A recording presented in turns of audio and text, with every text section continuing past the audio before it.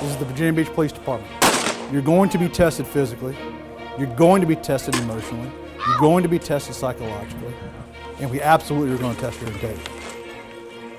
Nothing will be given to you. Period.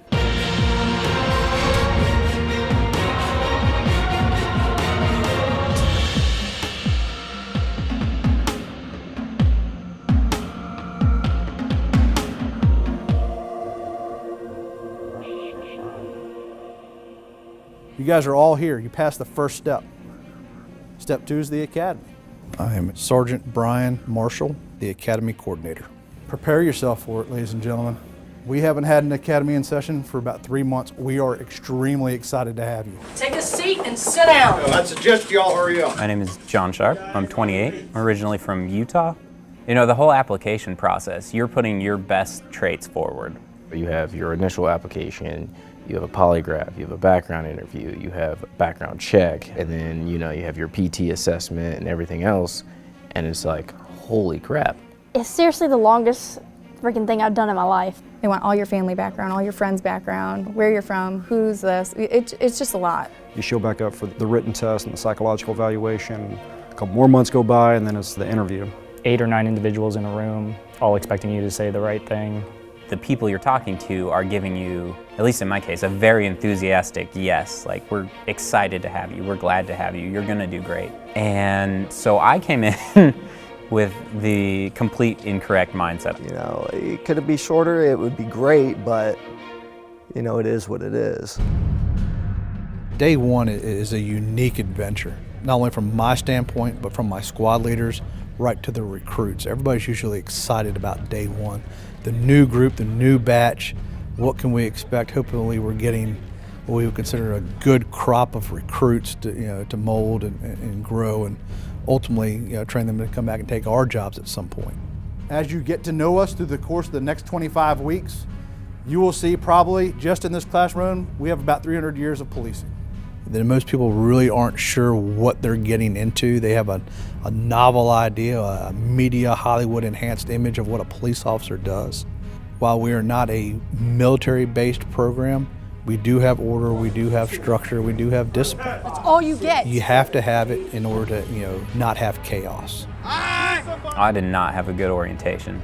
I think I was probably more stressed then than I have been in any of the stressor situations they've created later on in the academy. You're a mess. You're with your families and everyone's got a smile on their face, and everyone's so happy that you're here, and we appreciate you, and blah, blah, blah. And then families go this way, and we go this way. All right, without further ado, we're going to separate the parents and loved ones out to the hallway. We're going to give you a tour of the facility. 6'2", come forward. You definitely pushed having the support of your family and friends. And that's what I loved about the orientation night, because they're also showing that they care. Ask them how their day was. Get them to engage about it. Start those habits early.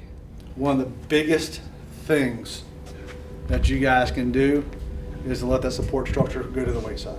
At some point, they're going to need that structure. If you build it early, then it becomes a routine. Don't wait till it's too late to try to develop into it, okay? But in reality, once we started, it was just us. This is a law enforcement training academy. They kind of gave you a little taste of the structure that was going to be coming in the following week. You will find the X on the floor right here. You will stand at attention facing the pole that's directly in front of you. Took notes. Some people weren't prepared. All right, so let's talk about grooming first. They told us to take notes on everything they were saying. And they discussed the male grooming standards, and all the guys writing. They start to discuss the female ones, and everybody stops writing.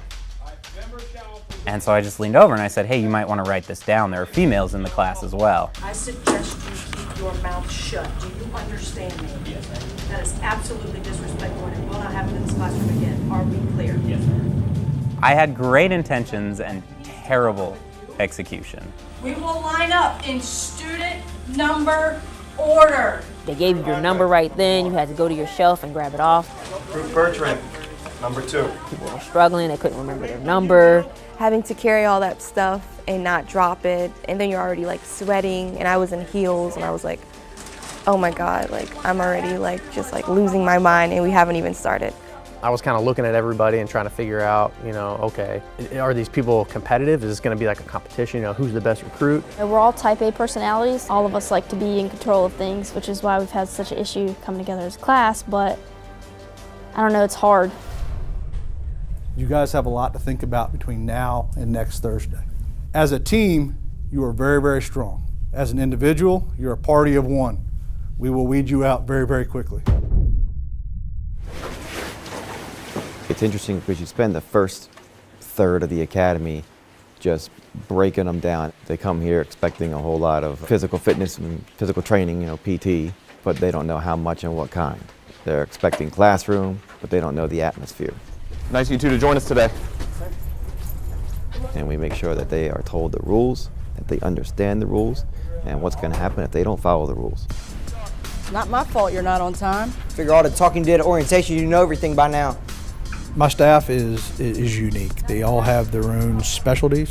They bring themselves into their job. For me, it's being fair and firm, but there's a time to induce stress. You asked to speak to me, you still call me sir.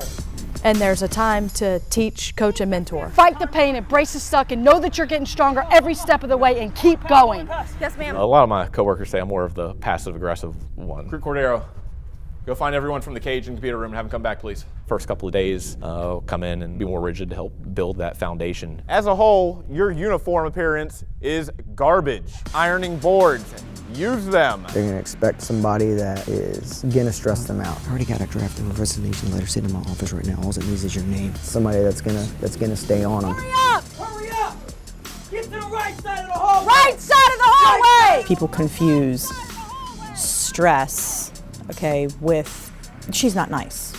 No, I want to see how are you uncomfortable? You need to be uncomfortable. You need to be able to live in uncomfortable. Anybody else need a potty break? When she says something, I expect you all to sound off. Is that understood? Yes, sir. If you can't stand getting yelled at, you know, or being told what to do, or being dressed properly and looking professional, I mean, you're not going to do it on the street. Yeah, people not showing up in the academy uniform, that was a little rough. You know, this is a paramilitary academy. Why don't you stand out here and show off your socks? On program? Look at that white thing. So there's a chain of command, and there's a level of respect for your chain of command. They are learning essentially what their expectations are in the academy. At 0700, you will stand up and you will say the Pledge of Allegiance. Are we clear? Yes, ma'am. Let's get it done. I pledge allegiance. Drilling that discipline into you, it works. You know, it sucks, but it works. And Bill Johansson's talking, you're trying to size me up. I don't know what's going on. That's not going to happen. Is that understood? Yes, sir. It's called respect. We will head to the auditorium for what's called icebreakers. Standing up on the stage and having to say, you know, who I was, how old I was, that I was married, that I had a son. I didn't want to share that with anybody. Stop moving your head. You're at position of attention. The only thing that should move is your mouth, not your eyes. It's not about the icebreaker itself. It's more about the attention to detail, stand at attention, Yes, sir. command presence. All of these are what you're going to need to become a police officer. Whether it's fear or nervousness, try to get the communication piece to it, because let's face it, about 100% of our job is communication. You have no situational awareness at all. Period. The training for Virginia Beach is just so incredibly high level. And honestly, it's like one of the last places where I can be paid to work out professionally. The first day is an introduction to calisthenics. And when I'm seeing them do push-ups, when I'm seeing them do squats, when I'm seeing them do flutter kicks, you can see how coordinated some of these individuals are. Some come in physically prepared, most of them do not. That was a bit embarrassing because I actually had to be seen by rescue after the first physical assessment. We'll walk you to the ambulance and then we'll I felt like I tried to prepare as best I could, but coming in, I mean, you got some serious PT studs in the academy, and it's keeping up with them was just not gonna happen. 1827. 1827.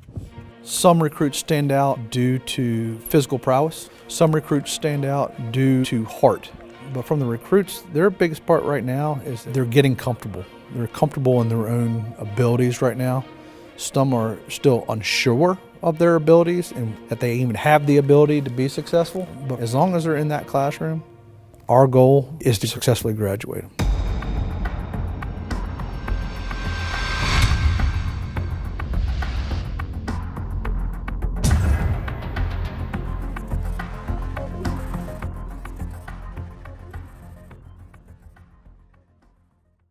Day one was 59. We are currently sitting at 45. People were just dropping left and right.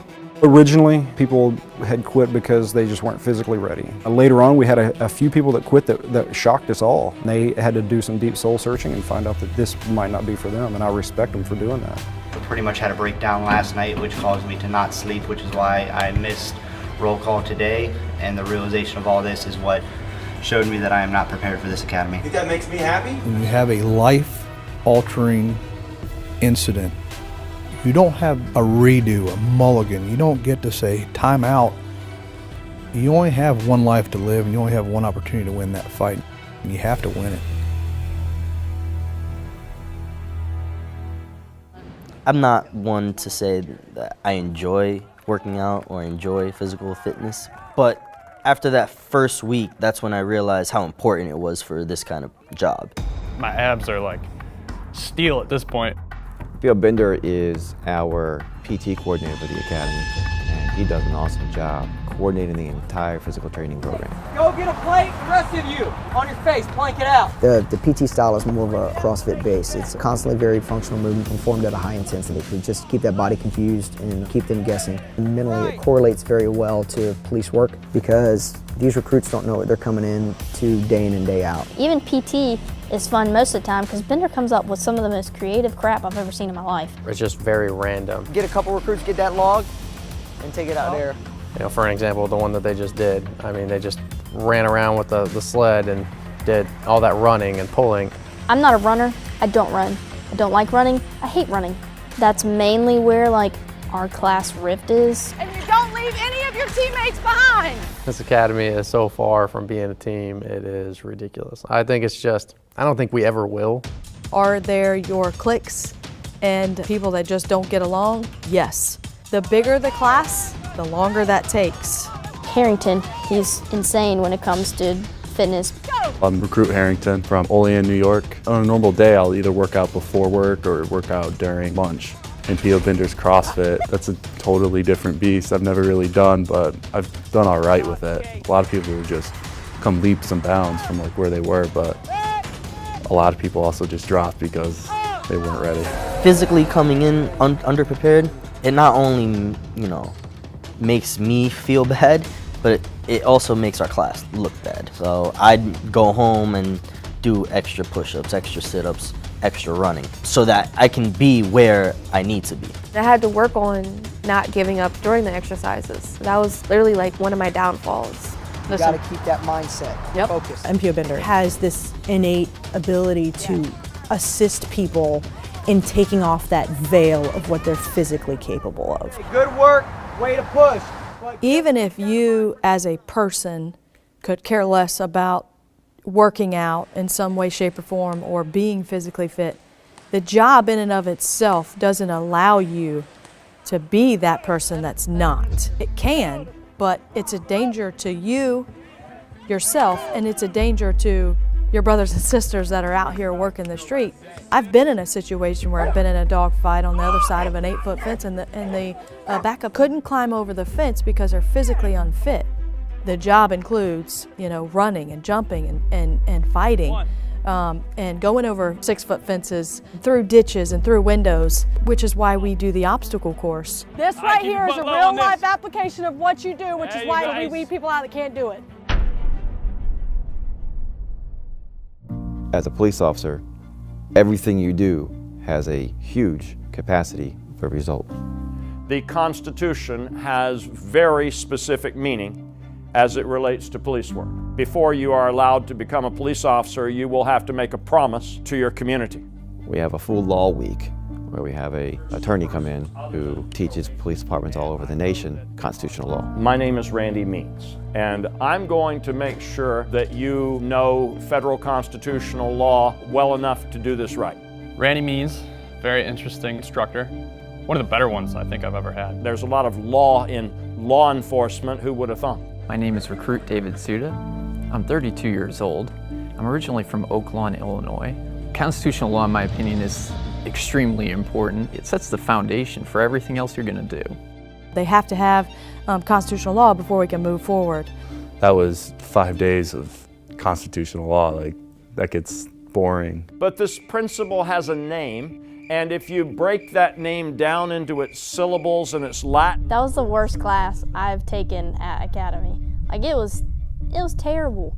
That was a rough one for me. When we took the test for it, man, I bombed it. It irritated me because I felt like, okay, you know what? I just let my squad leader down. So as each test came about, hit it even harder, you know, and just slowly started bringing my score and average up. I actually did a study group with one of the recruits, Suda, actually. I have had probably at least a dozen plus recruits ask me to join my study session. Those who are at a danger of getting fired for academics. You have to have an 85, and from that point on, you have to keep an 85 average. Those are the ones that I permit to come to my study sessions because I don't want them to get fired. I ended up buying Randy Means' book, his hard copy book, just go through and read, and there's always something new that I've already learned that I'm like, I already forgot. It's just so much to know. The modern vernacular. And he's very, very dynamic teacher where he gets the recruits involved. They're not just sitting in a seat with death by PowerPoint taking notes. He gets them out of the seat, has them do little scenarios in the class so that he can see that they're applying the law properly and understanding it properly as he's teaching. Let's give these guys a little. They want you to do your job right, obviously, for one, and when you violate somebody's constitutional rights, they don't tolerate it, and they shouldn't, of course. We're trying to teach you to respect things. You can't reasonably go up to somebody, maybe challenge them per se, you know, without knowing what your right and their rights are. We really need to be on top of, okay, are we in the right or are we in the wrong? You know, there's a line and you can't cross it. People are far more educated nowadays when it comes to policing, and call it what it is, it's definitely on the front burner and not the back. They need to have that grasp of that constitutional law, and they need to have that understanding, so when they get put in those situations, they need to know their legal authority. How was your first day of constitutional law? Good, sir. Y'all know the date, y'all know the time, right? Yes, sir. You guys are dismissed. Thank you, sir.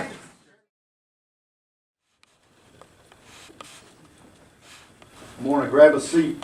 Morning, sir. Every time we even come in a physical altercation with another person, there's at least one gun at play. Every single time. And that's ours. Everything we're going to do down here is geared towards safety, protecting your lives and the lives of others in the city of Virginia Beach. Once we get out of this classroom, we're going to have a lot of fun. Firearms was interesting. They meant business, which was perfect. I mean, you need to. Some people have experience with guns, some people don't. If you have a background with guns, that's all fine and good, but we want you to be our brand. So we teach you the way that we want you to handle your duty gun. It doesn't matter if you ever shot before. That has no bearing on how you're going to shoot now, because if you listen to the way we train you, everybody's going to be a good shot. They go through about a week of classroom for that, and then actually putting into practice with just standing on the firing line. There's departments locally that don't get to shoot a fraction of the rounds that we do. When you talk about the firearm staff, all those guys there have a lot of experience. Lead with your head in that gun a little bit. They learn from what type of weapon that we have, how to break it down, how to clean it, how to care for it properly, and a lot of shooting. Watch your muzzle, watch your trigger finger, always. Standing, kneeling, prone, all sorts of positions. They work on the draws of getting you out of the holster fast and on target quick. The weapon I have is more for a left-handed shooter. And at first I couldn't understand why they couldn't switch like my mag release to the right for me, so it was easier. But I mean, you realize, well, what if something happens to your gun and you have to pick up another officer's gun? You know, so there's all these things that could potentially go wrong, where you need to be able to know that you can work every single one of those weapons without thinking. Obviously, we get folks with prior law enforcement, prior military. Sometimes they struggle more than those who have never shot at all because they've developed bad habits. There is a little bit of a mind shift that I had to do coming here. Everything we train in the Marine Corps is to kill. Here, it's arresting them.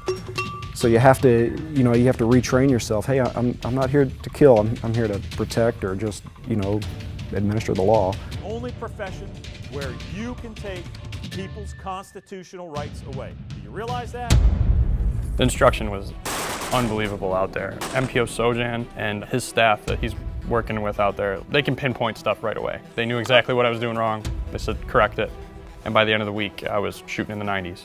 It's nice to see that they put that much effort into our training, We might get kind of lost in just trying to get through the academy, but it's very important that you learn. And if you don't learn this, you could be killed.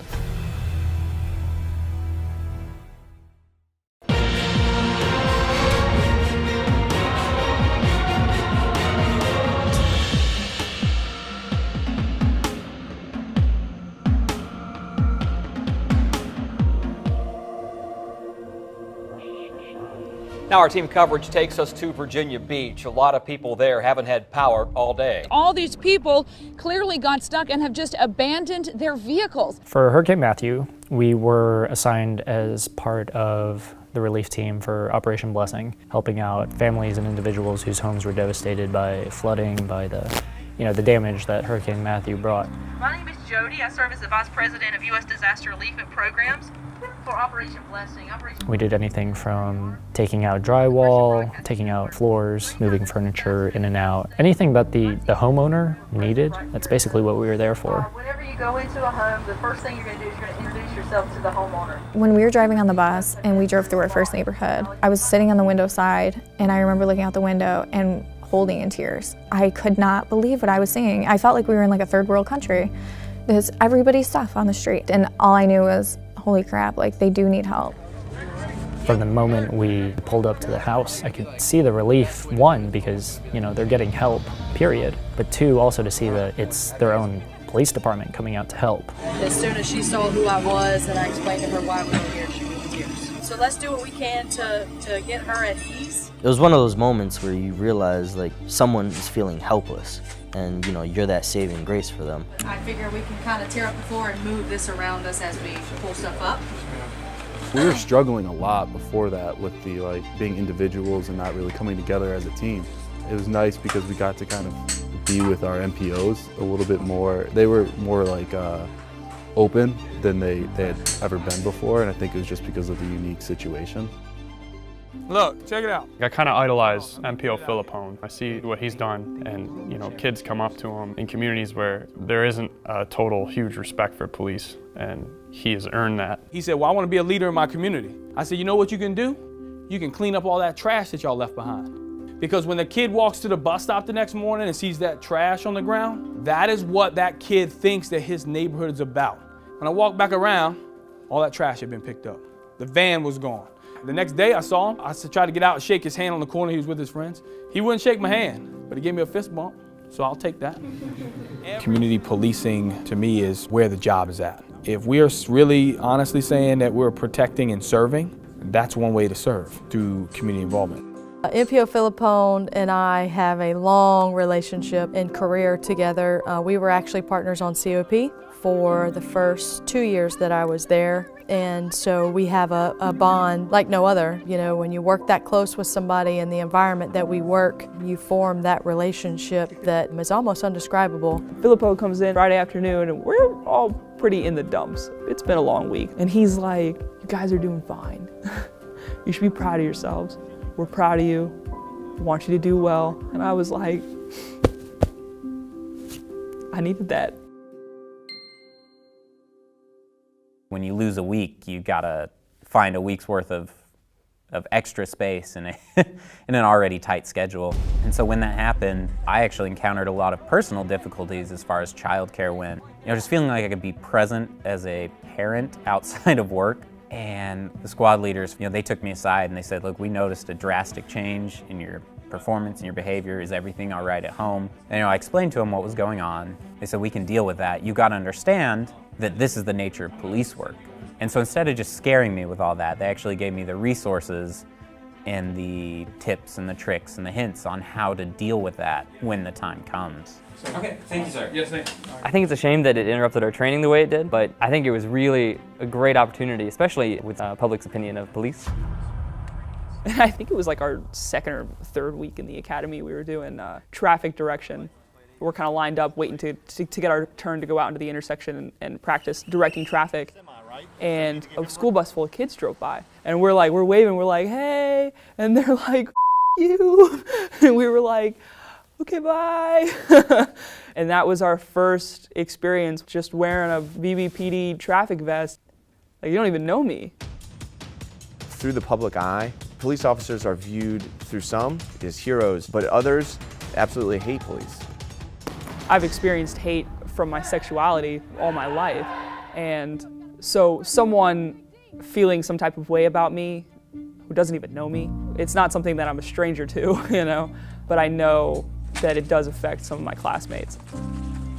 Some people question me on the route I've taken. It's a little nerve-wracking because I'm like, everyone's so quick to like go on a rant and tangent about things, but it's like, what are you doing to make a difference about it? Just me being able to like apply to police department and get accepted and then like going through the process, you know, be able to talk to those females that are younger and let them see that, okay, like this is a black female officer. She's not what the media is portraying. The academy's been a lot of fun, actually, because you could sort of divide it into two different categories. You have your knowledge, where you're learning stuff in the classroom, and then you've got the skill-based stuff. You have your driving, and those are just, I like to think of them as like movie star weeks. I'm the driver training coordinator responsible for all driver training for certified officers, recruits, as well as other outside agencies. All right, turn them on. The Creed's training facility, it's a 271 square acre training site. We do all of our tactical training, driver training, anything that isn't limited to classroom is done here. The car for the officer is their office. That's everything from paperwork to interacting with people. Most of the time they're spent in the vehicle. More people are hurt or killed driving, especially for law enforcement. So I take this position very serious. Probably the harshest thing we can embed into the student driver is due regard for safety. It's a state law, it's a state requirement, but we emphasize it so much because we are order when there is chaos. The recruits show up for 2 days of classroom, going over driving principles, vehicle dynamics, the reasons the vehicle's doing what it's doing. Following the classroom portion, it's a week long of nonstop button-to-seat driving. Driving is huge in policing. In order to prevent crashes from occurring and for you to be proficient, you need to be able to move that car as if it were an extension of your body. So I look at myself as a very good driver, but driving backwards and being out of your seat and only looking in the back was just not good for me. I didn't like that at all. Buffing's a biggie. Buffing stands for backing up, looking forward. The best way to know where you're going is to look. This is not Star Wars. You can't use the Force. Plant your left foot on the left floorboard, use your leg, get your butt up out of the seat, turn around at the waist, and then at the upper torso, and look out the back window.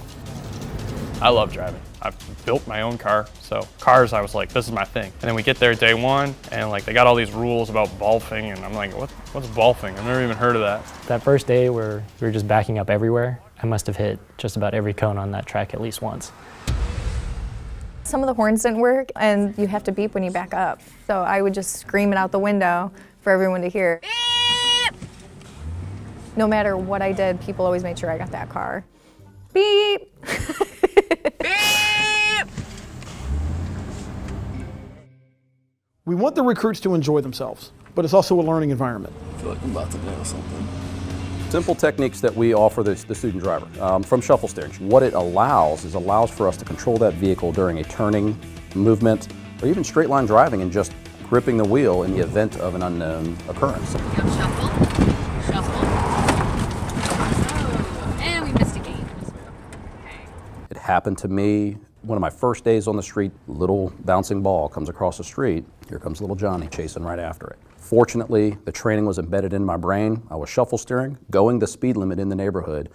I immediately stood on my brakes, shuffle steered to the left, stopped the car just prior to the child reaching the front end of the vehicle itself. Took a deep breath and was, just exhaling, going, wow, it actually happened. Horn. Driving was terrible. There was one course where I could have gotten in a lot of trouble. Off the brakes. When we get into precision driving, they get the hang of the driving in a tight area pretty quick. However, when you put time on it, that's where you see it going haywire. And that's where the instructors have to step in and really calm them down, get them back to the core principles. Get yourself up, Chase, come on. We're moving. If you can't hold it together and keep your stress levels under control here in a controlled training environment, then you're not going to be able to do it on the street, and that's going to get you killed. The police corps can save you. It can kill you if you have the computers, you have the sirens, you have the cages, you have the radios. There's 1,000 things going on inside of it, and then you need to be able to drive. You can't go around hitting things. Get that seatbelt on. Move, faster. They need you right now. What is going on, Houston? Back then I was the class leader, so not only did I have to deal with the stress of performing on our driving evolutions, but I also had to deal with everyone else's stress and drama. So I'm like, all right, well, I'm gonna just try and focus, try to get through it. And I ended up doing really well. I really enjoyed driving. I could see myself wanting to go back as like an instructor. Got everybody? Yes, sir. Yes, sir. Out of this group, I still believe there are several that still should seek other employment. Absolutely, hands down.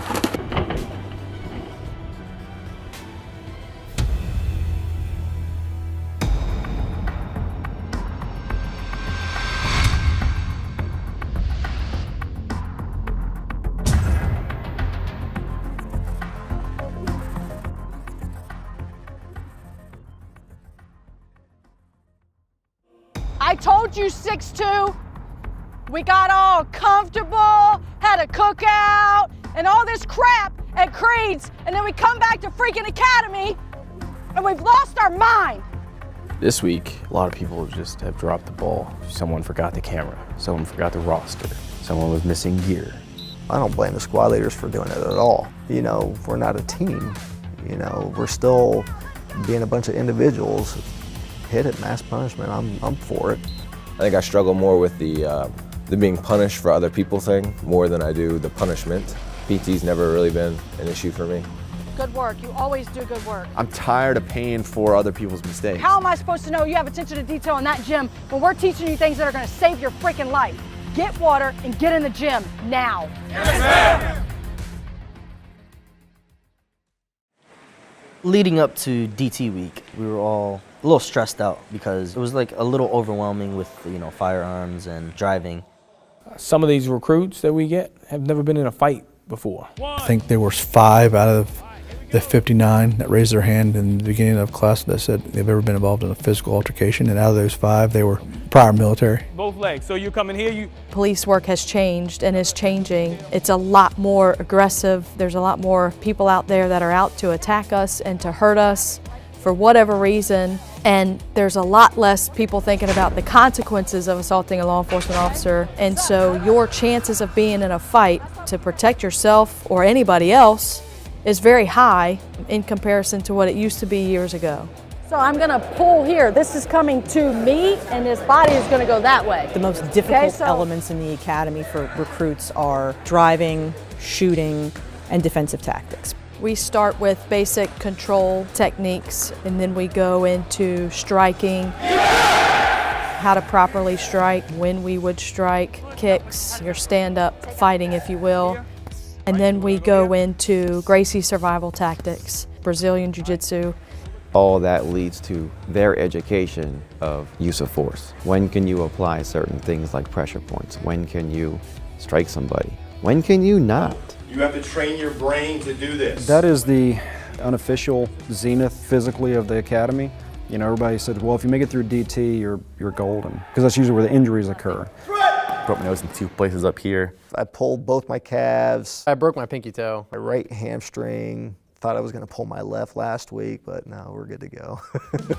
You're doing a haphazard now, and you're doing a haphazard on the street, you're going to get hurt. I really enjoyed DT week. I really liked the jiu-jitsu, the Gracie stuff, and learning that and knowing that it doesn't matter your size. If you know the techniques, you can flip over a 250-pound man. I am one of 2 female DT instructors on the department. I've been in a handful of fights on the street, and the guys that I have fought are 3 times my size. Just because we are women, it doesn't mean that people out on the street go, oh, that's a woman, I'm not going to mess with them. I'm not afraid to get my hands dirty and or get in the fight, not only to protect myself, but anybody else. PT was a long week. You know, they push you to the limits, especially with red men. Red men is no joke. Right, yes sir. All right, now stop, face me. I remember, doing all our workups before, to be out of breath and everything, and then going down the hall and, they said, that's him, he has X amount of warrants, go arrest him. And you look over and there's this, I would say, well over 200-pound guy sitting on this bench or couch, and I'm like, all right, let's go get my butt kicked. Everybody's just yelling. There's loud music going on, they're yelling, and you have to go and arrest the red man. Turn around. Yes, sir. Turn around. Let's go! Let's go here.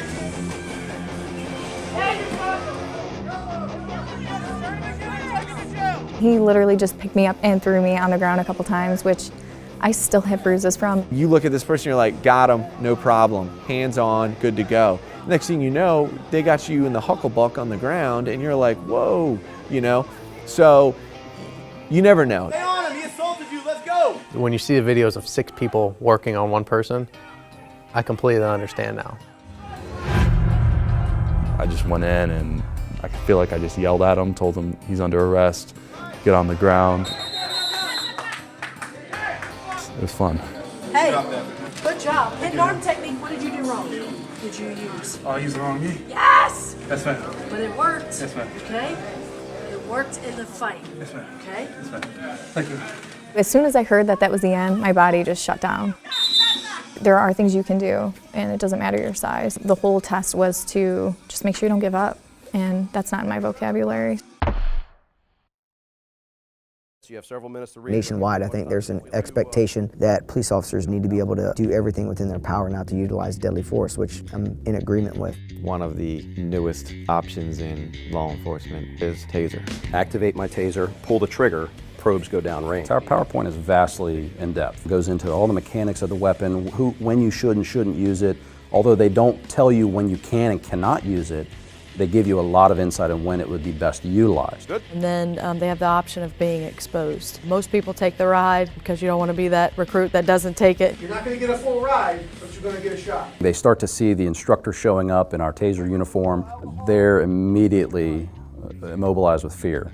All I kept telling myself was, it can't be worse than labor and birth. It just can't. There it goes. That was not fun. Not fun at all. There you go. That was shocking.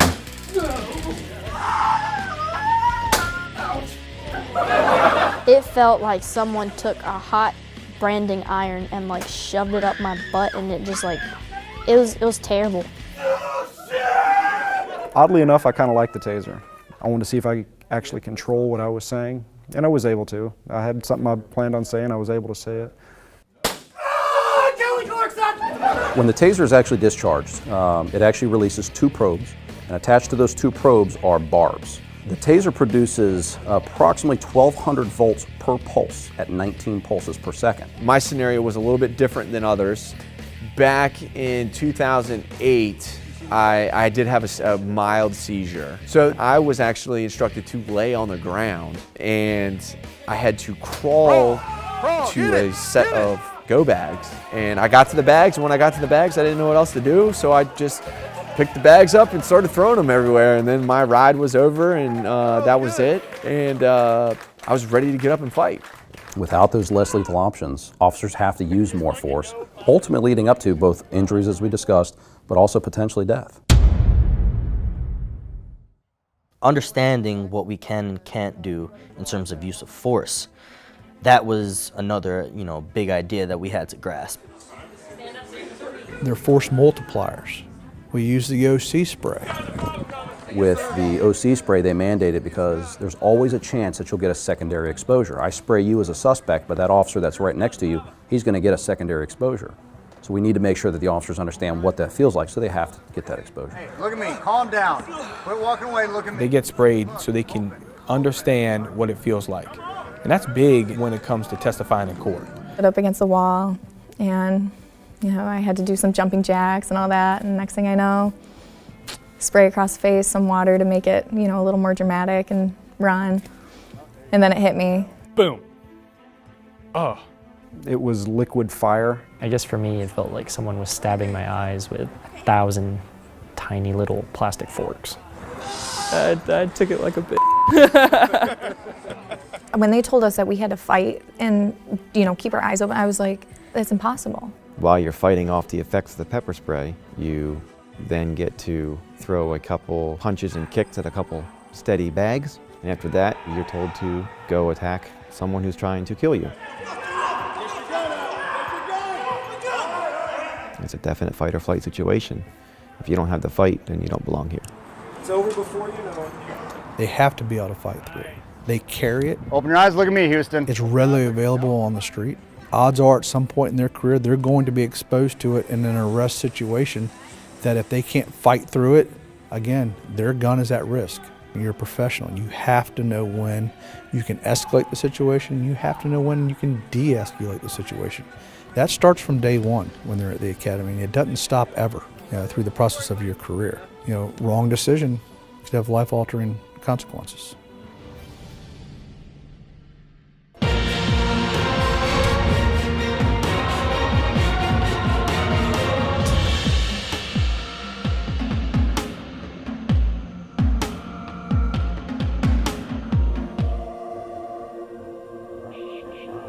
Okay, so for those people that send out emails, I'm going to give you a chance if you want to come up here and talk about it. Recruit Parker, he's actually the class president. He's 42 years old, I believe, and runs around like a 22-year-old. 1, 2. He possesses the ability to relate to the younger group as well as he possesses the ability to relate to staff. I thought they said in class that whoever the Recruit Parker is my superstar. His ability to be a leader is apparent and it's natural, so he is just an exceptional recruit all the way around. Before he was named class president, he stood out as someone that we knew we wanted as a possible class president. They asked for nominations. I had one person say, if I nominate you, would you accept it? And I said, yeah, I'll gladly, humbly take the nomination. And, they did the vote, and it was pretty unanimous, I guess, that people felt the same way. Vice President is Recruit John Sharp. Since the beginning, I've given him more responsibility because his ability to lead. You guys, your individual conversations need to be part of the bigger group. It was me and Parker. We sort of looked at each other. I said, I'm cool with being the vice president, you're the president. He said, yeah, but let's vote on it. Let's make sure that's how everyone else feels. So we did a second vote, and it came out almost exactly the same. I'm actually surprised that he got vice president. I figured he would be the president. He's very well spoken, a real deep thinker, doesn't fly off the handle, takes his time and really thinks out a situation first before acting on it. I can't speak for Parker necessarily, but beyond just wanting to get things done correctly and done quickly and efficiently, we actually want to see these people succeed. All right, who's the first DV? So we just had conflict resolution, and so that's really the first set of scenarios where it's dynamic. It's more than just, okay, we taught you how to handcuff somebody, click, click, everyone's friendly. Well, conflict resolution is exactly what it sounds like. Typically, when we get called to the scene, they call us to help them figure out solutions to solve their problems. We've got to be able to communicate with people and handle their situations. 2 days of scenario-based training, and it's a wide array of different situations. Whether it's a domestic, whether it's a fight or a dispute over something at a 7-Eleven, where there's two heated people, and you got to figure out, how do I resolve this conflict? And we do that at the Creed's training facility because we have things set up there that mimics banks, the convenience stores, condos, apartments, townhomes, everything that an officer or a new officer might encounter in the street. And so we have the scenario set up where they got to go in and figure out exactly what's going on, how to solve it legally. Sir, step outside. And do I need to make an arrest? Do I have a charge, or do I just separate them, let them go on their way? The big part of being a police officer nowadays is communication, being able to communicate effectively. If you're personable and you give people respect, a lot of times you don't have to use force. Yeah, just verbalize a little bit more. If his voice isn't carrying, you might need to step up. A hard thing to learn is that there's a million ways to do each scenario. So it's harder to learn. There's only one way. You just learn that way and you do it. That's it.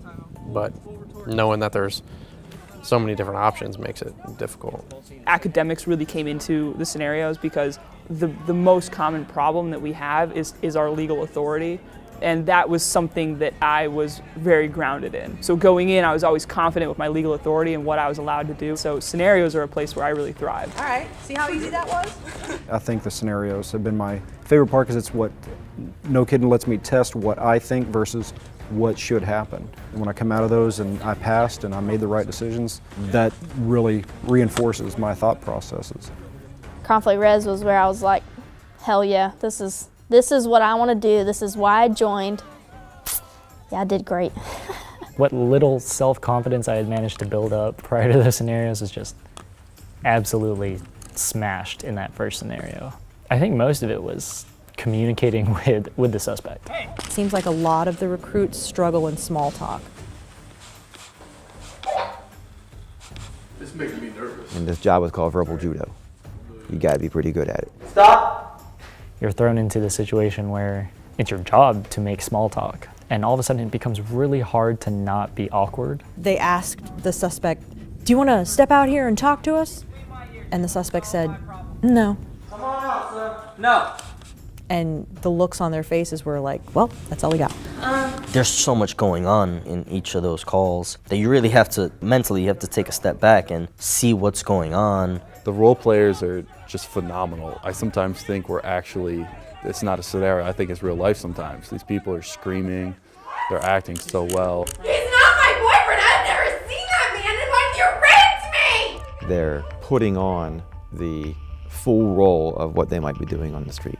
And they're carrying around sim guns, which are same as our Glocks we carry on duty, only they are paintball Glocks. Reality sets in that, okay, it's not just someone holding a plastic gun saying, bang, bang, I shot you. They actually see where they can get hit and understand that it missed their vest and that it could potentially be a life-threatening wound, and that's something you have to deal with and understand that stressor being a police officer. I shot somebody. I shot one of the role players, and I was like, it just was like, dang, like I shot somebody, you know. I was just nervous. I was scared that I shot somebody, even if it was just a paint round.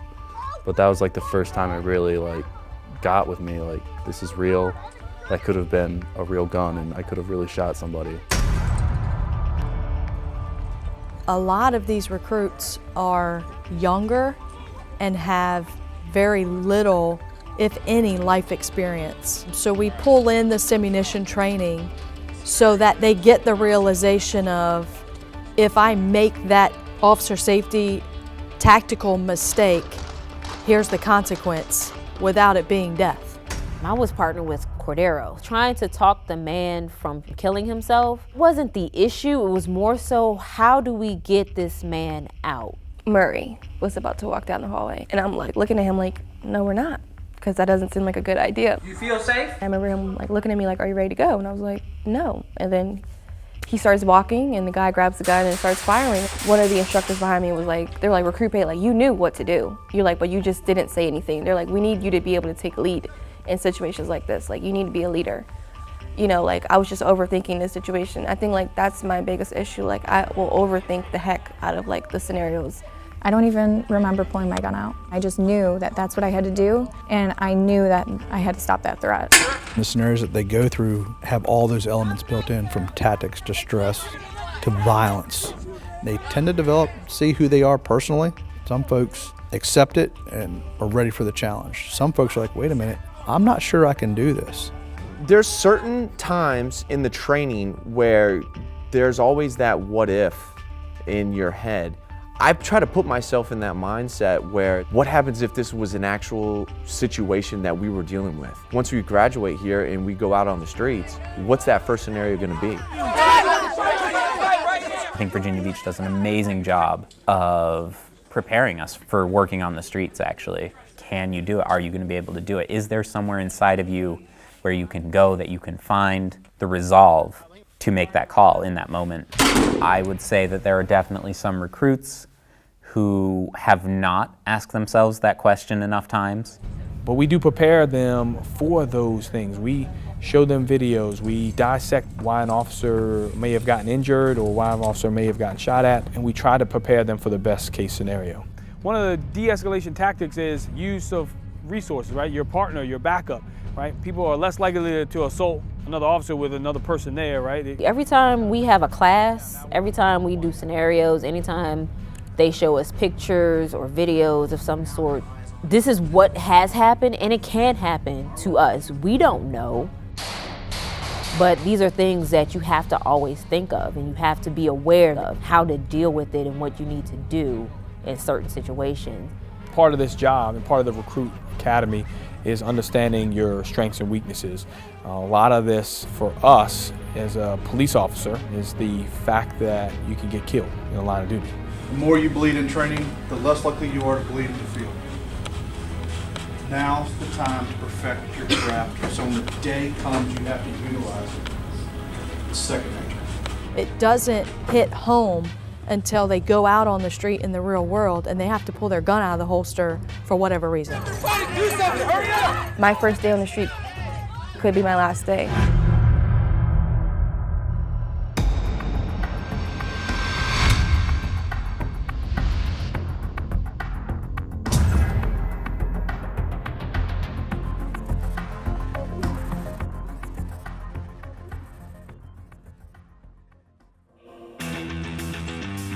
We do water safety. Is Virginia Beach full of water?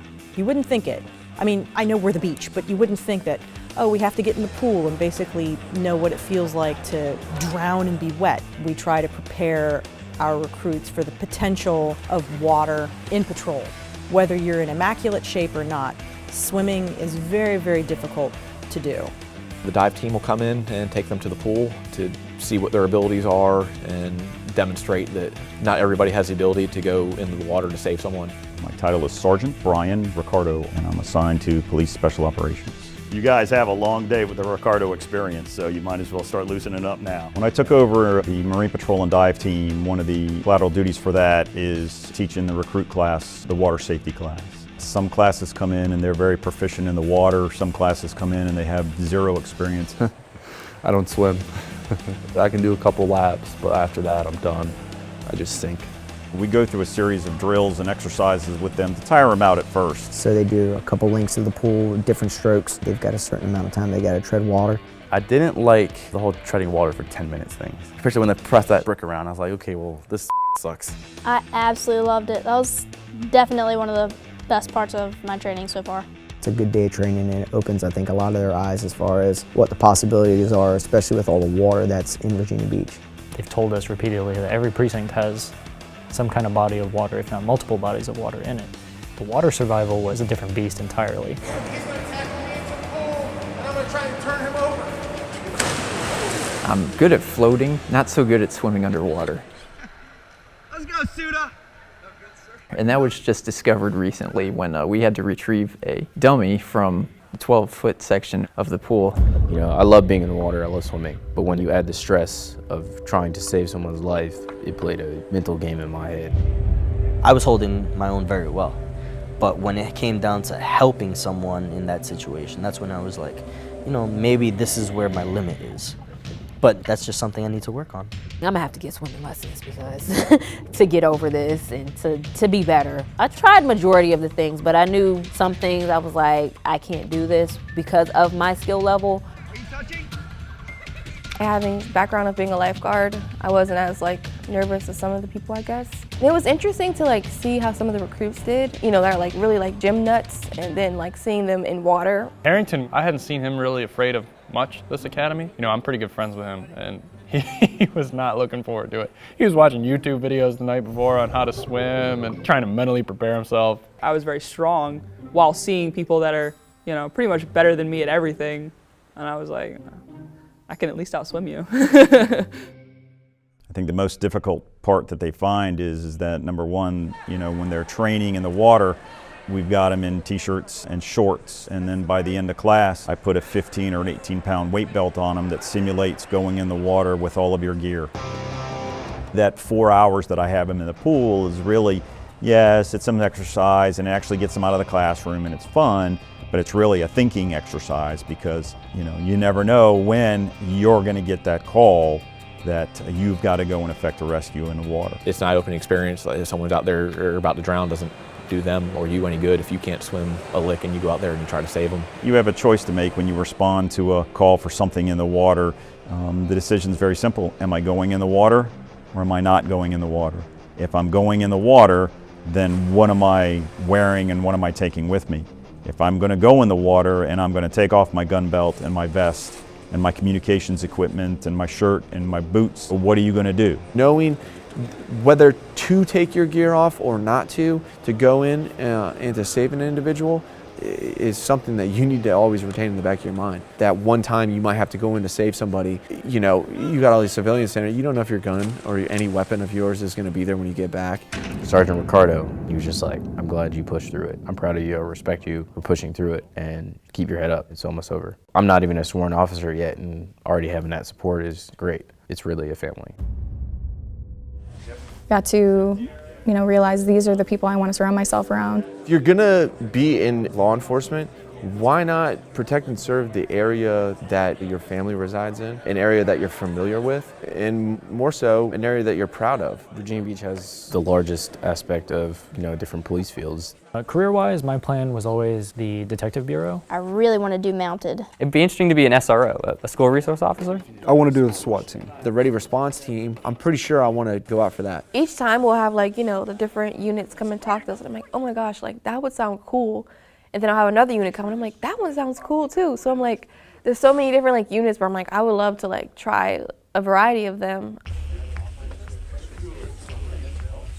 Back in the 80s, we had a riot down at the ocean front, and ever since then, crowd management's been a big priority in making sure that we're properly trained in case it ever happens again. Everybody remember the SWATs from yesterday? Yes, sir. All right. I thought it was great training. It's something that we need to experience, and it's something that you don't really get or understand until you're put in that position. My least favorite of the academy, those 2 days. To understand how formations are put together and the intimidation factor that we are essentially to establish to reinstate peace, I think it's great. Proper movements and line formations with riot batons, riot shields, riot helmets. There are bottles filled with water and tennis balls that are thrown at them just to kind of simulate that people are going to be throwing stuff at you in a riot environment. There was so much going on there. In our situation, we had, what, 20 to 30 people, and as soon as they take control of that one fight, another fight breaks out. Individuals, when we were doing officer-victim car rescues, while we're waiting to go, just seeing people just have water bottles that completely explode on them and stuff. It's real. And there's gonna be other things. I mean, they're just throwing tennis balls and water bottles. You're talking about bricks, rocks. And they just had buckets and buckets of water, because I was like, when are they gonna run out of water? To work with the mounted patrol, super cool. You know, talk about clearing a crowd quickly. When we had to do those scenarios where we had to swing our stick with a purpose to get people from getting in a car, I did really well, and one of the role players was like, I'm not going anywhere near you because the way you swing that stick, I am not getting hit. You're swinging the stick and you're thinking to yourself, it's like, this guy's a cop and we're gonna be brothers at one point. I don't wanna just wail on him as hard as I can with this wooden stick, because what happens if I hurt him? You know, then that guy's like on light duty, and you know, it plays with your head. And I think they were getting mad at us for not hitting people. Swing the stick with a purpose! Let's clean up these little issues. There were several times where I was swinging my stick and I'd hit a role player, and I would try not to hit them as hard. You know, it's all immediate. You try not to aim for joints, just like you're trained not to. But you know, you give them a little tap, they don't move. You tap them a little harder, they're still not moving. All right, well, now I'm going to hit you. I mean, I was trying to tell my fellow recruits, you know, they're throwing these tennis balls at you and stuff like that, and you see my classmates, you know, they're trying to dodge and weave them and stuff like that, and it's kind of throwing them off, and they're getting their sticks taken, or, you know, they're breaking through the line, stuff like that. You know, you've got this protective equipment on, use it. It was tough for all of us to work together, 45 people without one person messing up. I know 2 recruits like broke a taillight on one of the police cars, and you know, that kind of got them like, oh, we're going to be in trouble, we broke a taillight kind of thing. When real life riot situation, do you think anybody cares about that car? The really crappy part was all the emergency gas situations where they would just throw a can of CS gas into the middle of us and just pop off. And then also on the final day, they have to be exposed to gas, where they go into a gas house, cover groups at a time. They have to demonstrate their gas mask works, and after they show that it works, they have to remove the gas mask and recite something, usually their name and their code or social security number or something along those lines, to make sure they're breathing in the gas to see those effects and understand how that works. I f***ing hate gas. Ugh. I'm a heavy breather. I take nice big breaths. I don't want anything to stop that. So trying to purge your mask and clear the gas out never really works properly. You know, you never get all the gas out. My last gas chamber, I was in Okinawa, Japan, and my mask that they gave me didn't work, and I didn't figure that out until I went into the gas chamber. So I was breathing gas the entire time. I didn't feel like waiting through the whole process again, so I just faked it. And I learned to breathe. You can breathe with gas. It's really hard, but it is. As long as you don't let the fear take over, it's doable. So like it gets all in your helmet and it gets all over your mask and your shirt and stuff like that, and it burns for the next couple of minutes. And it's on your hands, so you wipe your nose and then you're like, ugh. But yeah, no, I didn't like that at all.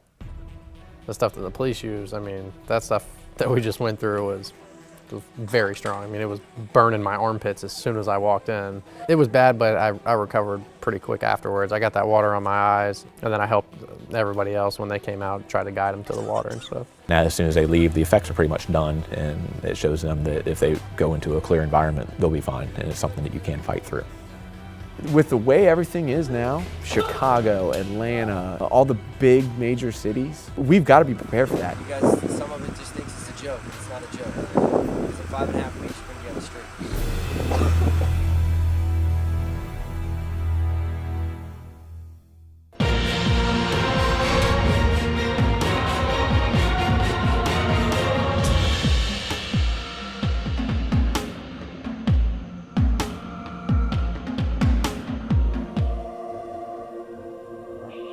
What happened, 6'2"? Somebody leave the door to the cage open? Is that what happened? One messes up, we all mess up. That's how it is. We're brothers and sisters now. We're all one. One makes a mistake, it falls on all of us. So that's, the point of that. You got 90 seconds. There's been a couple things that we've had to do to pay for other people's mistakes, and it sucks, but I get it. You all are all out here in this hallway together because that is your cage. You share that responsibility. It's just all these things were just added up, so they're just like, wow, what the heck?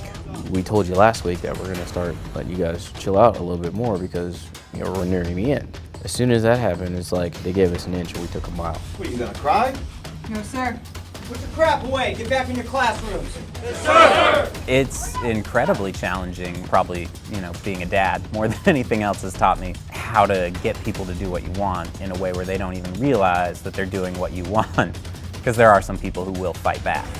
Get your class in line. If you can't do it, let us know. We'll find somebody else who wants to take your spot. Are you sure about this? Yes, ma'am. Okay.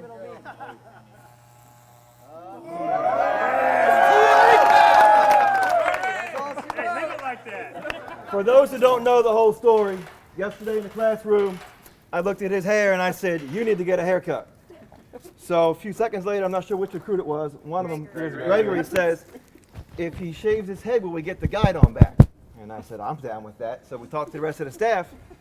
Here he is, Murray is now shaven. So I'm going to hand this back over to you. You may return it to its rightful owner. Yes, sir. Good work, Murray.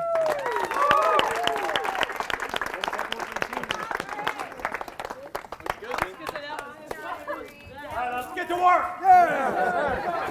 This coming week here, Monday, we start traffic stops. Oh, there's your violation. Next to domestics, that's one of the most dangerous things that we can do.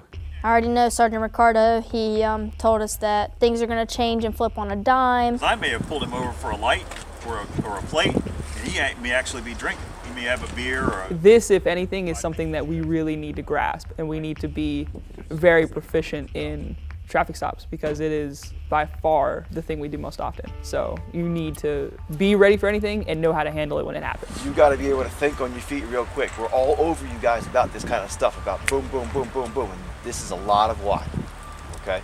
There's nothing that dynamic at the traffic stop going bad. It's arrest and custody, it's patrol techniques, it's criminal investigations, and now you're adding this element of driving in the sense that we simulate it to where role players are driving around in cars on this expansive property just as you would be in the city of Virginia Beach, and then a violation is going to occur and that recruit has to notice that violation. Virginia Tech. There's two kinds of stops. There's the unknown risk and the high risk. The high risk is, I know for a fact that there's something felonious about this vehicle or this person or whatever the circumstance may be. Unknown risk is everybody else, and an unknown risk can turn into a high risk, and that's very stressful. Bag of marijuana.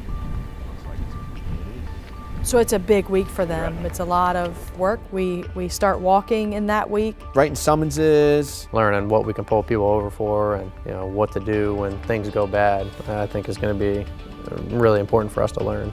Any situation you can think of is going to get thrown at you. And then as the week goes on, we start amping things up where the driver's not compliant, there's multiple occupants in the car, there's narcotics, and then we get into weapons where the recruits will be shot at in several different positions and situations. Walk backwards! And all of those scenarios come out of real life situations that we have encountered as law enforcement across the country. Some of the role players are going to get shot up by recruits, and some of the recruits are going to get shot up by the role players. And the point of it is, can you apply law? Can you react accordingly? Hello, sir. Sir, put the gun away. Sir. And making sure that the recruit can apply these things before we send them to the street. They're bad people here. She had a gun on and she pointed at you and was going to take your life. You've got to be able to make that decision. When I'm going through the scenarios, like I don't want to doubt myself. Like I want to be able to feel confident with my actions and decisions that I make. It just all relates back to like constitutional law, like knowing when to frisk an individual, when to frisk the vehicle, probable cause, reasonable suspicion, like all that stuff. So just, I know I'm gonna have to do like a refresher to make sure I like know my information. And like I said, just kind of just go out there and just be confident with my actions and decisions. Beautiful search, minus. You did just like this. With these scenarios and this training that's given to us, when you make that mistake, it's almost ingrained in your mind. You're never going back there. My main objective every night or every day or whenever, what shift I'm working, is to go home.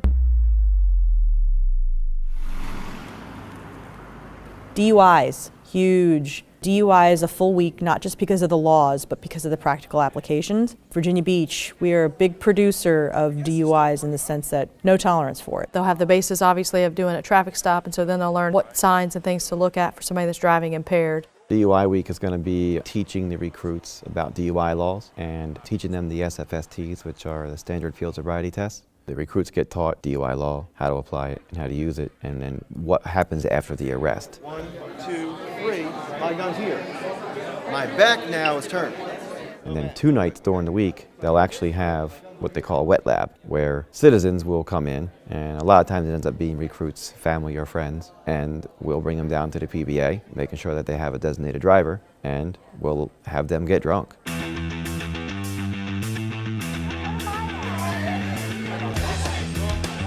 And then the recruits will then do the SFSTs on these people. They'll do them when they were sober, then they'll do them after a few drinks, after a few more drinks, and after a few more drinks. My girlfriend's volunteering. You basically drink whatever you want, but they monitor it and they make sure that, one, you're drinking enough, because it doesn't do the recruits any good if you go in there and you're only a .02, so they're making sure that you hopefully at least achieve that minimum .08 level. And also, on the other hand, in case you get a little out of control, they'll make sure they cut you off in time. We don't need people passing out and falling asleep. It's actually a really fun course. I had fun with it. I actually struggled with it when I first went through it, just because it's a lot to remember. Your vertical gaze, your horizontal gaze, your 1 foot stand, your 9 steps turn, stuff like that. Attention to detail is very important when it comes to stopping somebody for driving under the influence of alcohol, because the testing procedures, the time restraints, and we have a DUI check sheet that if you don't follow literally to the word, your case can be dismissed in court. So it's a major lesson, life lesson for even our drinkers that come in. They get something out of it as well. So it's very twofold, and I like it. Oh, that makes me feel ashamed of myself. It's actually an area that I'm highly experienced in. I spent 3 years on our traffic safety unit, arresting 95 to 100 DUIs a year. So I'm very, very well versed in DUI law and in the SFSTs. So keep that good distance and always have him on your left. MPO Kenworthy is the only one that I had never met until I attended this academy. He can be relaxing at times, but also he reminds you when you need to be serious. He reminds you that you must instill discipline in everything you do. I see the qualities I want to emulate merely in my instructors. From MPO Kenworthy, I see his candidness. You're not applying the tools and methods that are being given to you. For MPO Johannesson, I see the quality of compassion. For MPO Bender, I see the quality of loyalty. Okay, so tonight we are presenting Recruit Velasquez with a token of the Academy staff and Academy classes, gratitude, I guess. We got information that one of our recruits' moms had passed away because of the stress with him. We asked him, obviously, if there was anything that we could do. We gave him our condolences from the staff, and we made it very clear that if there was something that we could do as a staff to help him out, to kind of ease the pain that he was going to be going through, then we wanted to know. And during the wet lab, we decided that we would give him this card. Recruit John Velasquez, will you join us up front, please?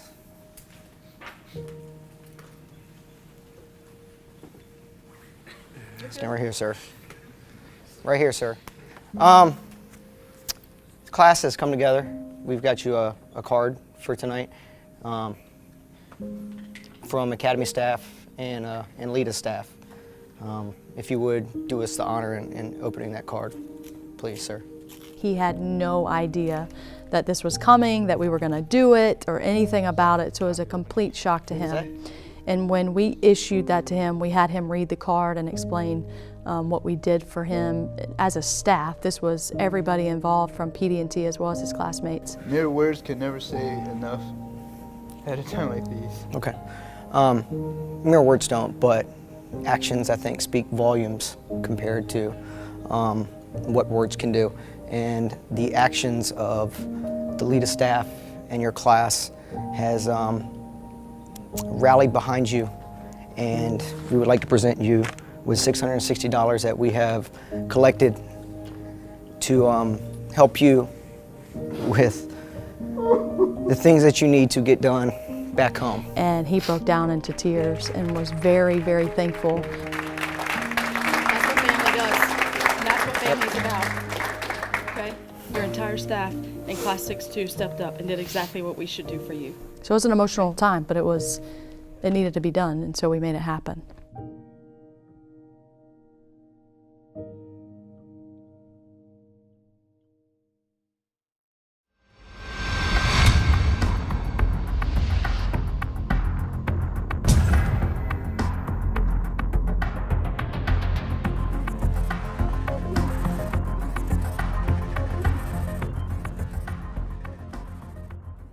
Today's courtroom demeanor, you have me all day.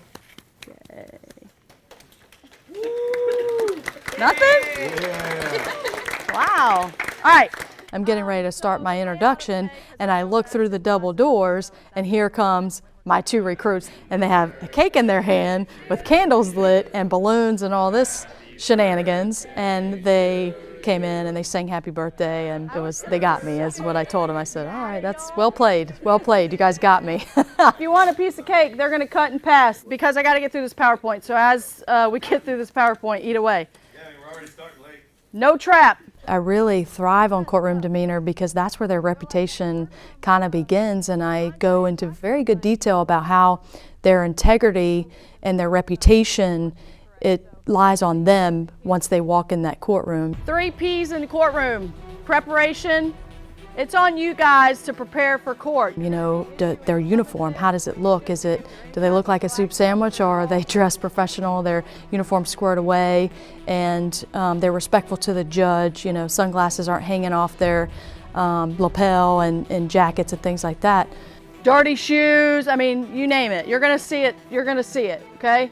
Don't be that guy, okay? Courtroom demeanor, you know, how to testify a case, how to behave in court, how to properly testify to something from your summons. And how important it is to testify to the facts of the case and not go outside of that. All right, so things we're gonna cover. Preparation for testimony just in general, all right? We're very detailed in how important it is to testify and give a very detailed description of what happened to the judge and everyone in the courtroom so that everyone can understand what happened that day. And then we put them through a mock trial. All the good work you can do on the street can immediately be overdone if you don't have the right presence of mind when you step into that courtroom, step in front of the judge.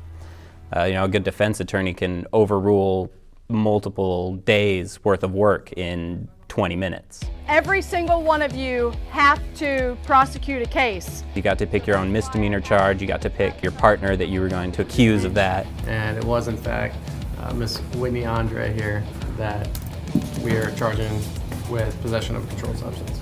And so one of us plays the judge and one of us plays the defense attorney, and we give them a hard time, but they learn from the mistakes that they make. My memory serves me correctly, Your Honor, motion to strike. I'm not understanding as to why this officer has written a summons for the possession of heroin, why you would write a summons for a felony and bring it into general district court. They overturned basically everybody's case. It was really interesting to see how you think you know the elements of a crime, and then somebody with any knowledge can just whittle apart your whole case. You said went right through. Could you please explain what went right through means? It really kind of helps them get the nerves out of, we're not judges and attorneys, but it allows them to get up in front of that stand in a controlled environment and testify and raise their hand and swear under oath. So it turns out to be a really fun day for them and as well as for us. You just admit he's willing to admit, yeah, he's a victim of a crime, you just charge him instead. Bartram.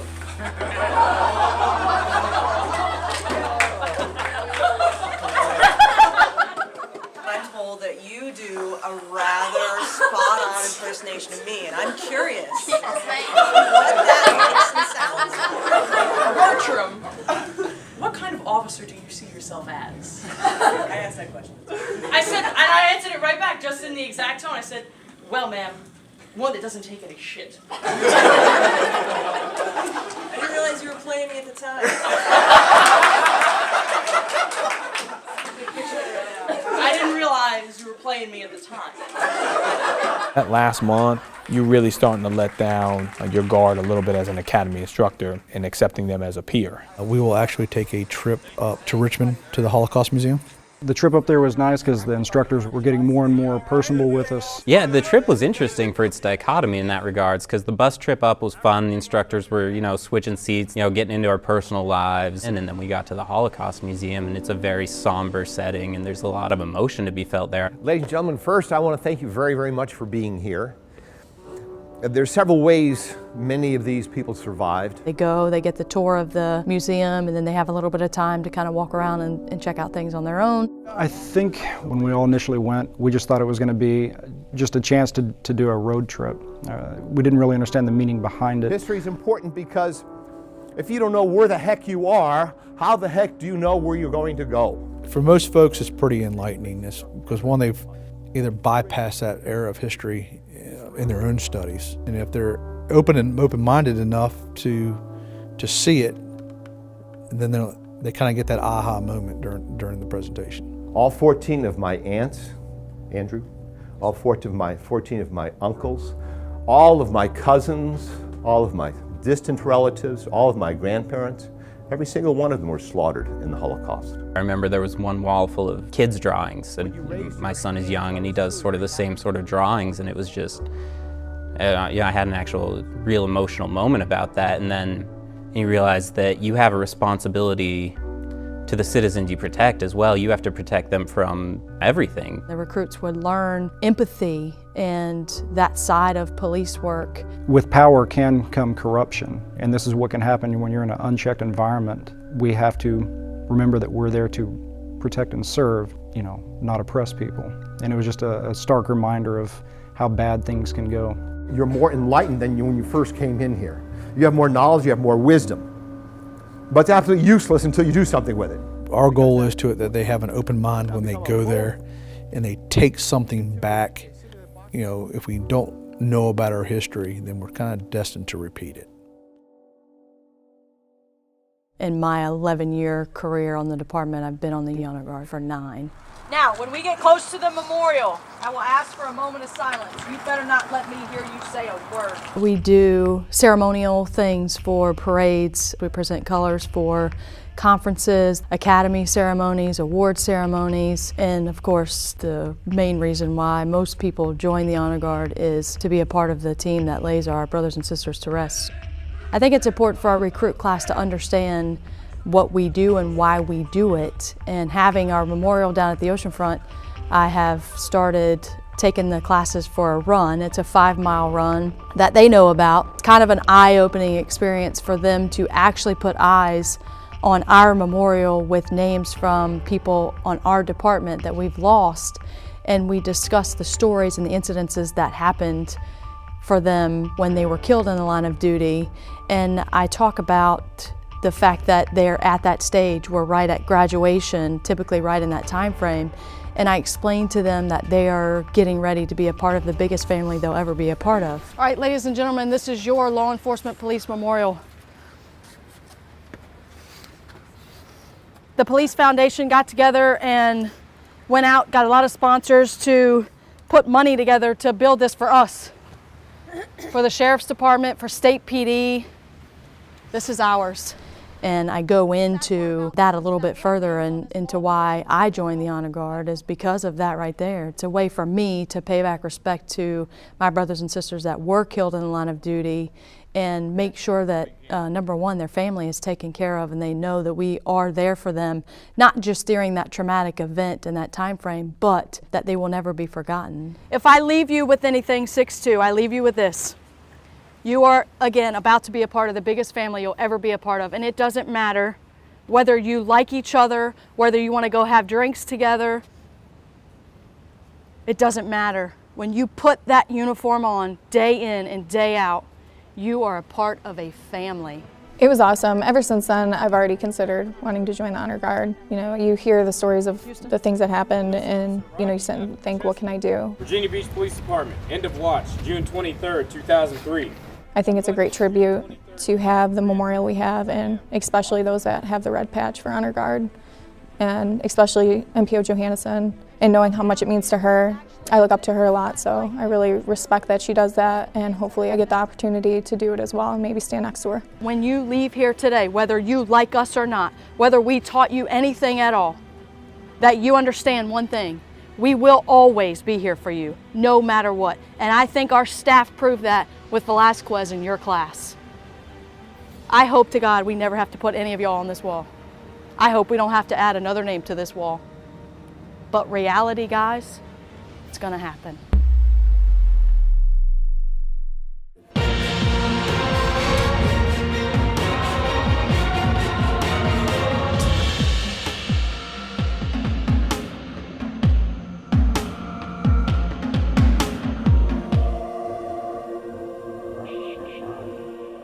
All right, guys and girls, today is the day, the next 3 days, okay? Just like I explained to you, all right? These right here, this is probably the most important out of all your training that you had up to this point. This right here can make you or break you, okay? This could send you home tonight. KSAs, knowledge, skills, and ability scenarios. KSAs is an interesting 3 days because it ties everything they've learned all together. The recruits are given their own training card, given unit number, and give them calls for service. And the entire Creed's facility is used, and they get dispatched just like they would be getting dispatched on the street. When the call comes out and its dispatch is 110 to go to, you know, whatever location, you're gonna go back, grab a set of keys. I need you to just wear iPro, okay? KSAs are broken up into 16 different scenarios, ranging from noise complaints to death scenes. Why? Why? And this is where they have no help from instructors. That's all on them. Use everything you've learned to complete the scenario. If you need to be a command presence with an individual, become a command presence with that individual. It'd be nice that we're on our own for it, because you can't fall on someone else knowing what to do. You gotta know what to do, or be able to way to figure yourself out and get through it. This is crazy. What are you doing, sir? What are you doing, sir? What are you doing?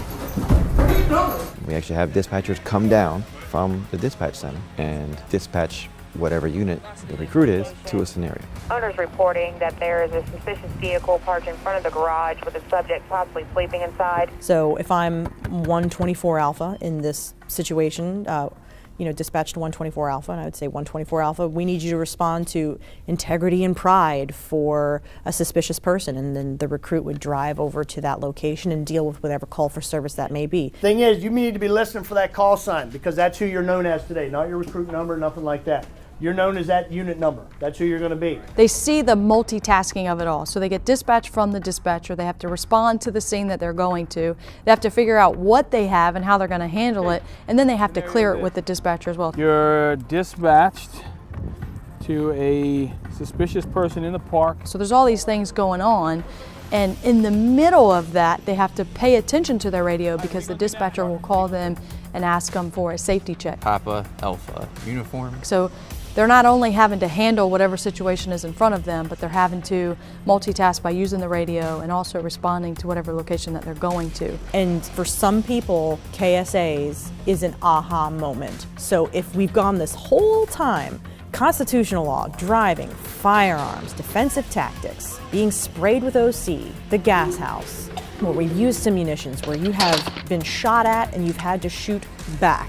If you haven't yet thought, I don't know if this is for me, this is like that last hurdle for you to say, okay, I really want you to take this all in. Is this what you want to do? Because it's what their life is going to be. I didn't pass this one that I just came from, so I have to redo this one. At first, in every academy class, that first day, they are so overwhelmed, they don't know what to do with themselves.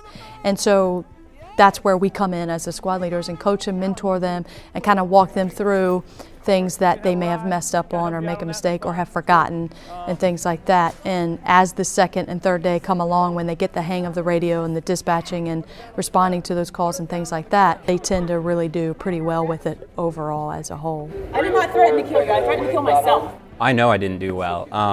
I felt like I had a lot of confidence going in. Officer Sharp, Virginia Beach Police Department. Here because the silent alarm went off. And then you get put in that real situation and suddenly all the wheels come off the bus and you're just grasping at memories of things that you half sort of know that you should do, maybe could do. Because guess what? That's cool, right? Yes, sir. Okay, what about this? That's what's up. I thought I was really stellar, squared away, ready for it, and once you get put in that situation where you're really relying on everything you've been taught and taught so quickly, it's actually kind of hard to bring it all back really fast like that in a situation, especially with the high stress where you're being monitored. You've got your MPOs are there, they're watching you, they're judging you. You've got the instructor there, he's also evaluating you, and you're trying to figure out at that point if you can actually do the job. I don't know what it is, there's something.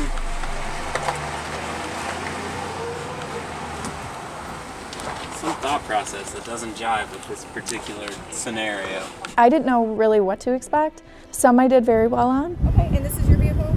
And some not so much. Just leave me alone. Just leave me alone. It definitely was an eye-opener to go through them one-on-one and realize the mistakes that you could make on the street that could really affect your career and your life. Fucking go.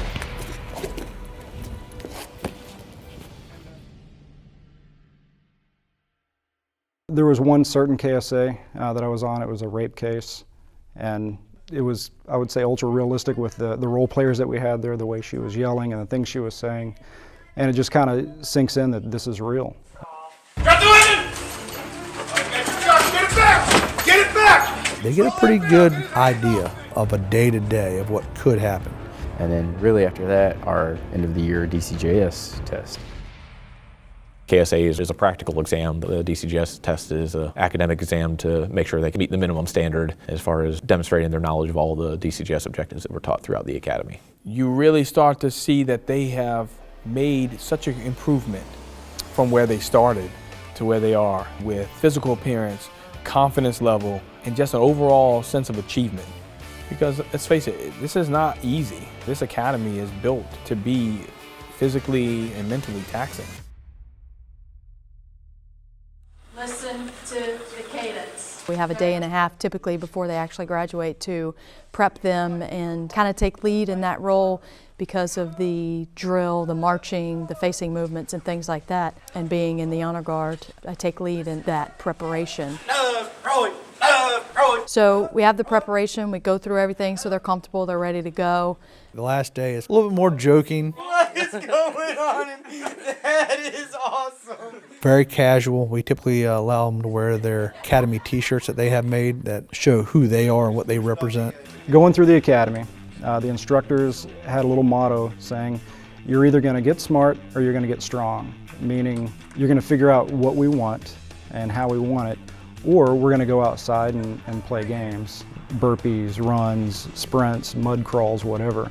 And they said that'll make you strong. Well, our class was notorious for messing up the simplest of tasks. So as a joke, we said, well, we're not getting smarter, so I guess we're going to get stronger. So we got strong was the class motto. pre-academy class, there's 3 honorees. Top academics, top shooter, and overall top recruit. Top academics, Mark Managio. Top shooter, Thomas Rutland.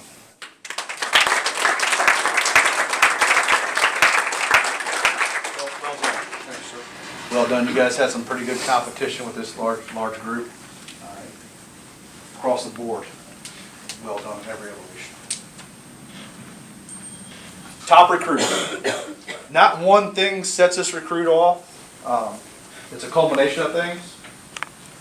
Willingness to succeed, willingness to persevere, team player, academic, shooting, scenario-based, leadership qualities. It's not taken lightly, as you guys have a tremendous amount of talent in this class. But after speaking with the squad leaders and taking everything even from orientation to today, we voted on a recruit that we think has embodied everything that we are looking for as a police officer, everything we look for as a human, and everything that we look for that is good in today's society. Class 6-2, give a round of applause for John Sharp. It was a surprise. It was an honor. One of the things that I did during the academy was I really wanted to make sure that everybody who wanted to make it could. And I guess, a couple of the instructors saw that I was spending all this extra time and energy, trying to make sure that these other people were making it through too, and they thought that that said a lot about, just sort of my leadership potential. I think that's why they gave it to me. I'm not sure still. They said I went through a lot personally and I still made it through the academy. The graduation is almost near. I can't wait to take the oath. Up to this point, I've had fun. I've met people here that, I wouldn't necessarily hang out with, if I was back home. I would actually say I've met a couple of my best friends here. Throughout this whole process, you're looking down this tunnel and you're seeing this light thinking it's this train, because you don't know what's coming. But I feel as if me, as an individual, throughout this entire process, along with several other recruits, now realize that it's the light at the end of the tunnel.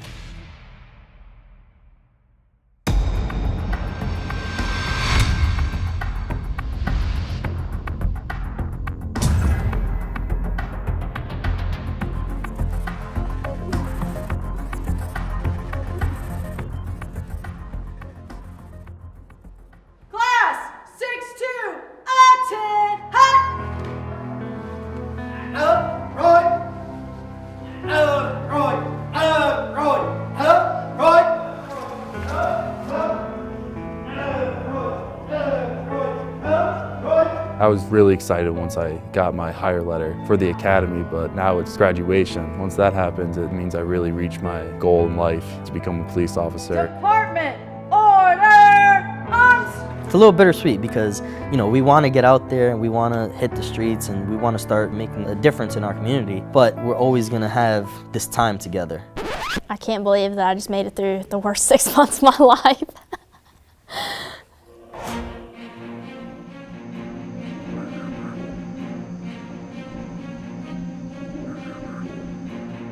We get this group of young men and women and we break them down and we really see where they are mentally and physically, and to see the transformation from the beginning to the end is just an amazing experience. There's that light at the end of the tunnel, and that light keeps getting bigger and bigger and bigger. It's this amazing sense of pride, accomplishment. You feel like you've done something.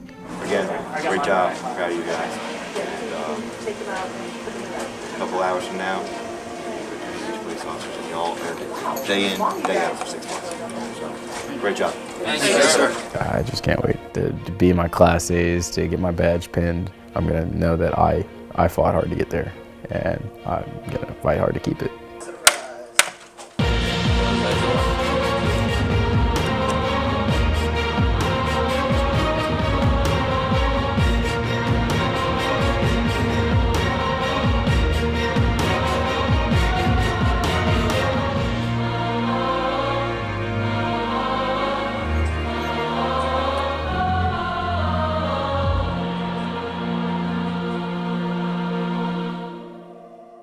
you're there and it almost feels unreal for a lot of it. You're just trying to be in the right place, be in the right uniform. Everything's got to be clean and pressed and ironed, and your badges and your buttons you haven't put on before, they've all got to be in the right spot. They've all got to be shiny, free fingerprints. They wear Class A pants and they wear a long sleeve Class A shirt with a tie, and they have their name tag and their badge and the American flag, and we do a final inspection right before graduation, and it's kind of a rewarding thing because they get that inspection in week 1 or 2 of the academy where we just tear them apart. So when we do that final inspection, it's kind of rewarding for them and rewarding for us to see, again, how much they grow from start to finish and how sharp they look, and again, the confidence that we built in them to put that uniform on and know that they can be successful and survive anything that's thrown at them.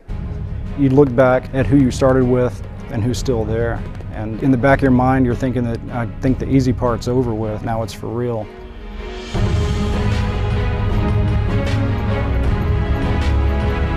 I couldn't begin to describe the feelings that I've already had throughout this career that I'm getting ready to fully embark on. Having your family and friends out there watching, that was really humbling and really exciting. Recruits, would you stand and raise your right hand, please? And repeat after me. On my honor. On my honor. I will never betray my badge. I will never betray my badge. My integrity. My integrity. My character. My character. Or the public trust. Or the public trust. Chief, it is my pleasure to present to you the officers of the 62nd Virginia Beach Police Department Academy for the presentation of their certificates. We take those who choose to come to the academy and try to develop them to be the absolute best that they can be when they leave here. Officer Andrew Michael Houston. To me, I kind of want to be the combination officer in the community, but I also want to be that proactive officer that is getting the drugs off the street, that is getting the guns, that is catching the criminals. Officer Ryan Manette. I want to be one of the ones that's active, get whatever I can find off the streets, so my kids don't wind up picking it up later on. Officer Jennifer Pate. I want to be an officer that's fair, go into those communities that may have a negative view of police officers and hopefully change their mind. Officer John Sharp. You sit there and you try and think about the different types of police officers that there are, and I've always thought that I'm going to be officer friendly. Each one's got their own style that they're going to bring to the table. When they leave here, it's not my job to ensure that they can go out there by themselves and do the job. That's not my job. My job is to get them to the point to where they're successful at their PTO phase. The real learning happens when they're in the car with your PTOs day in and day out. When gunfire erupts, we are running toward that gunfire.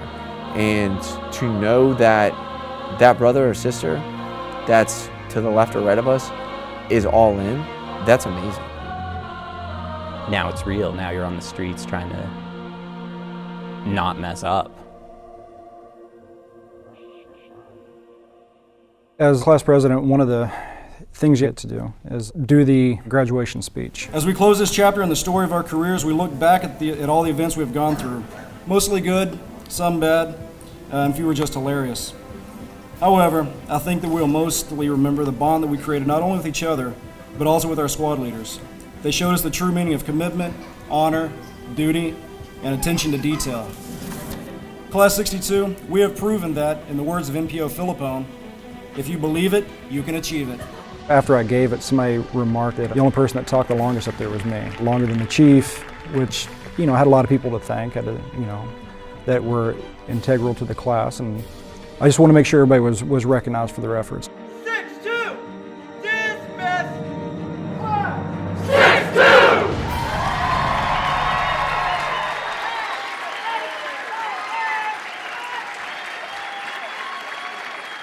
My family's not from here. They all came from Michigan.